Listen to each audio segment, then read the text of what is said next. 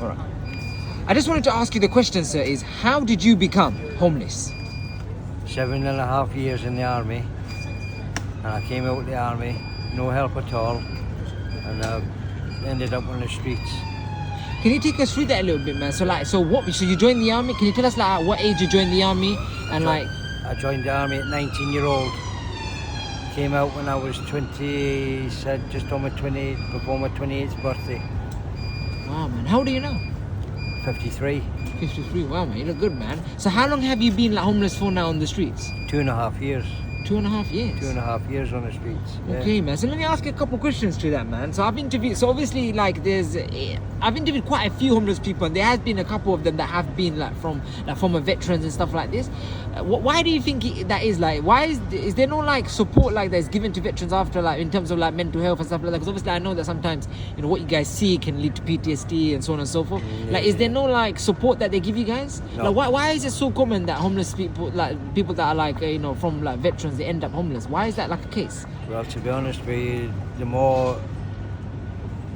there's more veterans on the street than are normal civilians. If you go around asking people, half the majority of them will be veterans or ex-forces. Yeah, a lot of them are foster care kids as well. Yeah. And sexual abuse victims. Yeah, exactly, yeah. And the way it goes, when we get discharged from the army, it's a disgrace because we've just left. We served our country. I was in Afghanistan in 91. Went through that, got through that, but I've seen a lot of friends killed and a lot of heartache. So Is that how you got the scars on your face, man? yeah, from shell shock. What's shell shock is when you're, remind me what it is again, sir? It's when something blows up and you get shrapnel Wow, man. in your legs, your arms, your body, your face. So after seeing all of that, seeing your friends being killed like in a war and seeing like obviously, war is such a complex thing, because I feel like lines can get blurred, isn't it? Like, because there's no, I would argue in my opinion, I know you might disagree, but in my opinion, there's no such thing as like good or bad. I feel like everybody has a little bit of like grey. Do you know what I mean? Yeah, of course. Like, I'm sure even like sometimes like even though like someone is an enemy, still seeing them die is like something that is like like crazy, right? Yeah, it's crazy, mate. I don't know, the society these days, I don't know. Why did you join the army, man? What made you think to yourself that I want to go into the army in the first place? Because obviously in our country it's not like mandatory, or was it back then? Like, what made you do it, man? When I went in the army, I went in for a career. And I see places, go places. I've done 2 tours in Northern Ireland. As you say, I was in Afghanistan, Cyprus, Germany, Spain, been all over. What's the craziest thing that you've seen over there, man? The fighting. It's loud. If you imagine a bonfire night on the 50th of November, and the bangs you hear from them rockets, that's constantly for 2 years. From when I was deployed for 2 years, came home for a year, went back for another stint for another 2 years, and came back. Very lucky to come back. Like in the army, there's a lot of like camaraderie as well. So obviously you guys are seeing, this stuff. Like, how are you coping in there, like mentally? What is it that keeps you guys going back every day? Because there's clearly a level of like warrior spirit there. The fact that you guys are seeing this, you're seeing your friends that, but you go back. So like, what's getting you guys going through like day to day? Do you have any happy memories from like the time there, man? Like things that got you guys through? We do. We have good memories. Like I say, bad memories is from the war. Tell us about a good memory, man. But the good memory is you've got all your squaddies, and you've got it's like brotherhood, you know. You've got no brothers, you've got brothers in the army, brothers and sisters, and don't matter where you go, you'll always have them in your heart, Yeah. you know. Did you lose like a lot of close friends? Yeah, a lot of close friends. Yeah, I lost a lot of close friends. Blew up, shot. So you know when you're like obviously like going, what did you learn about like the people there? Is it how the media portrays it, or is it like the people are just being used as like victim? Are they being like, were they victimized by the like the political elites there? Like, is it more of it? Because sometimes it's portrayed as if like a people are like bad, but I feel like sometimes it's like the political elite. It's like they're all the corruptors. Yeah, the officers and the media. You don't believe what you read in the papers because it's a load of crap. You know, you've got to see it for yourself for reality. You know, and then judge. What did you learn, man? I learned how to fire weapons, how to make weapons. No, I mean like about the people. All the people About the people there. Like, did in it? Afghanistan. Yeah. Like, what was the treatment? What was the relationship like with the people? Like the people that were there and like you guys. Was there resentment? Was there like? Was there like? No anybody? resentment. It wasn't the people we were fighting. It was the Taliban. Okay. You know. But a lot of nice Afghan people. A lot of nice people. So then let me ask you a question, man. So obviously like you went to Iraq as well? Iraq, yeah. So then obviously after you guys went there, it's a difficult question, and obviously after how it was like they lied about stuff like that. How does it make you feel, man? Because I feel like they lied to you guys as well. They misled you guys. Yeah, there's misled us It's people's stories. into going to war. We're misled. Huh? We're misled going into war by the wrong people. You know? And So you guys are victims in there as well, to be honest. very. Because at the end of the day, like you're just fighting for your country. Yeah. And I guess if you're kind of sold this narrative, then in your mind, that's why I said the lines are so blurred. Do you get it? Like everybody Yeah. you kind of become a victim. So it's like I get that as well, man. Yeah, you do. So when you left, like, did you have like anything like PTSD or anything like that? What was set in place? I've got PTSD. I suffer from PTSD.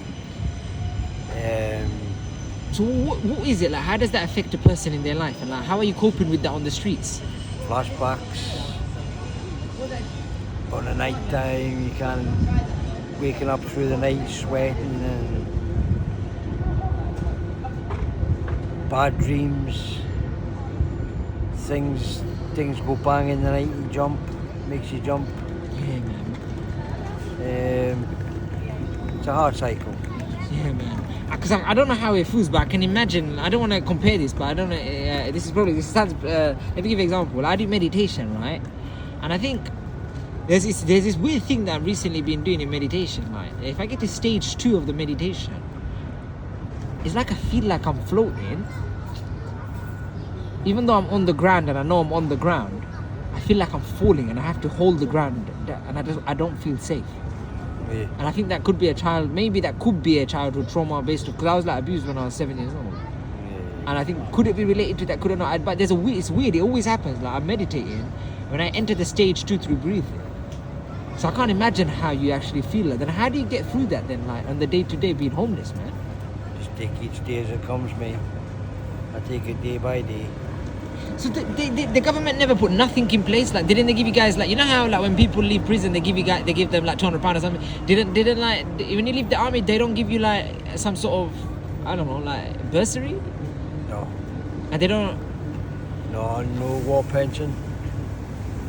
10 years you had to be in for that to happen. I was only in 7 years, 8 months. What happened? You got discharged? Medically discharged. What is that? So something happened? It was PTSD kicked in.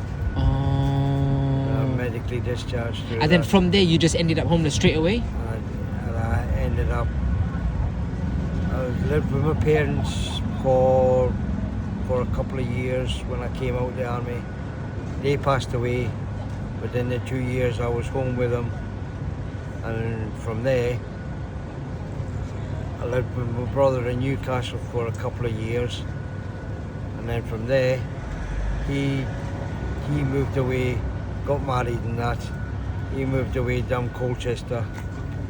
I've never heard from any of my family for over 15 years, and this will be my 2.5 years on the streets now. Okay. And So did he kick you out or something? Your brother? no, he left because it was council property. It wasn't in my name. Oh. So then, how did you end up on the street from there? I don't get that bit. Became homeless. Yeah. Nowhere to go. Oh, so you had nowhere to go. Okay, so then you ended up home. And what did the council say about that? They didn't put you on a register, on a list, or anything like that? There was, but it was you had to be in the borough 5 years. So they make it quite. There's a lot of complexities. Yeah. Oh man. So I says the next best thing for me is on the streets. You know, when you came out of the army, did you find it difficult to like kind of reintegrate back into society? From what I understand, obviously, that there's a level of like you become like institutionalized to the regiment, and then suddenly you're back into like civil life, and then that in itself can be quite like traumatic. From what I've heard from other like veterans, did you experience that yourself, sir? Yeah, civilian life's a weird thing. Because you've always got the army instinct inside you. Yeah, because they drill it. Because I don't think. Yeah, they drill it because they indoctrinate you, like, because they have to, isn't it? Because you're a soldier. Yeah. Yeah. And I guess that played a part, man. Yeah. So then, how does it make you feel that obviously you were a veteran, and then this is the condition you're in now, man? Like, you're on the street. How do you kind of not become like resentful and bitter? Because you seem like you're still an approachable guy. Like, I'm coming up to you. It's not like you're like, oh, fuck off.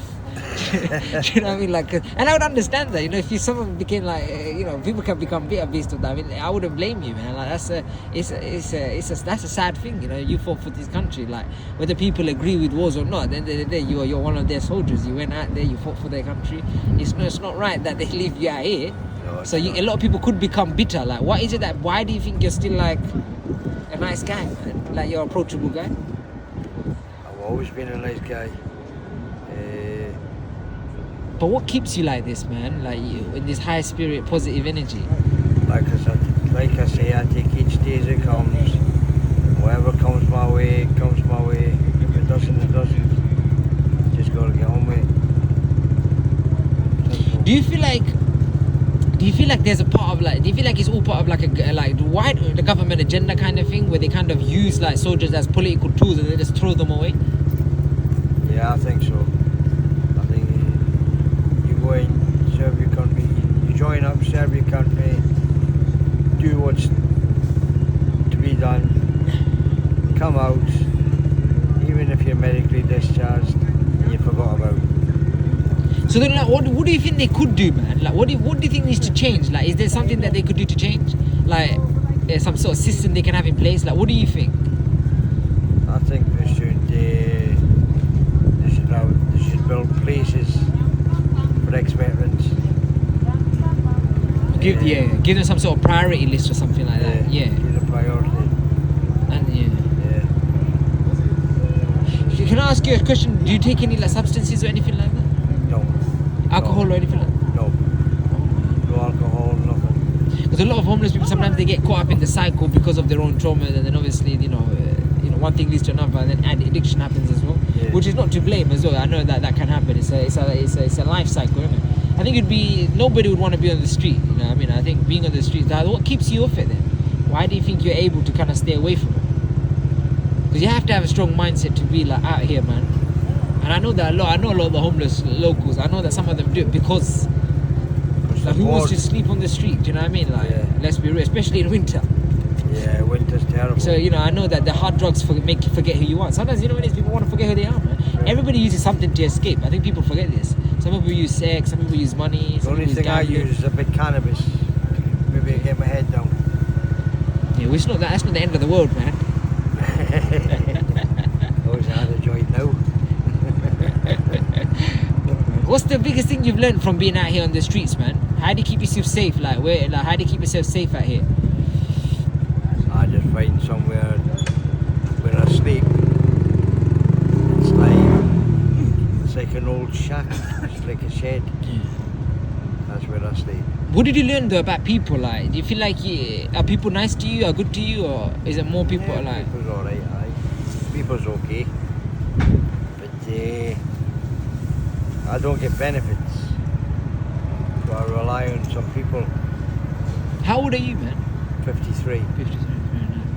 So I rely on it's a bit change, you know. Do you think any of your kids can help you or anything like that? So your family or anything like that? No family left. I had one brother, like I say. He doesn't got married, moved to Colchester. Never heard from him for 15 years. But that's quite tough in itself, because that is your brother at the end of the day. Yeah. Yeah, he's still my brother. Are you happy though? You feel like you're happy in life? Yeah, I'm happy. I'm happy with what I do. What would be your message to people, man? Be strong. Be strong. Be... where's the word?